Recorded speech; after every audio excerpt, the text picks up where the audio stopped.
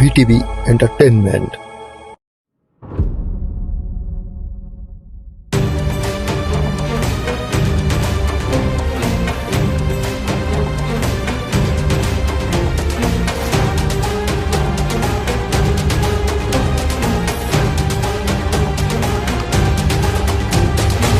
কি ব্যাপার? এরকম কচ্ছপের মতো দৌড়াচ্ছিস কেন? তাড়াতাড়ি দৌড়া।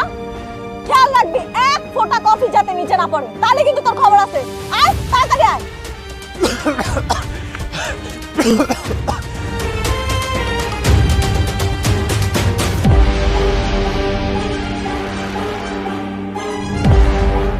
কি ব্যাপার? তুই দাঁড়িয়ে পড়লি কেন? তোকে কি আমি দাঁড়াতে বলেছি? ম্যাডাম সামান্য 5 মিনিট লেট হয়েছে এই কফি আনতে, এই জন্য যে আপনি আমার লগে এইরকম জঘন্য ব্যবহার করবেন এটা তো আমার জানা ছিল না। মুখ সামলে কথা বল।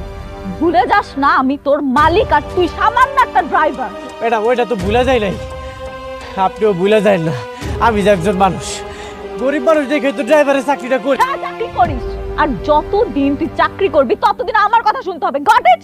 জি ম্যাডাম। এখন কি দাঁড়িয়ে দাঁড়িয়ে আমার চেহারা দেখবি? দে কফিটা দে।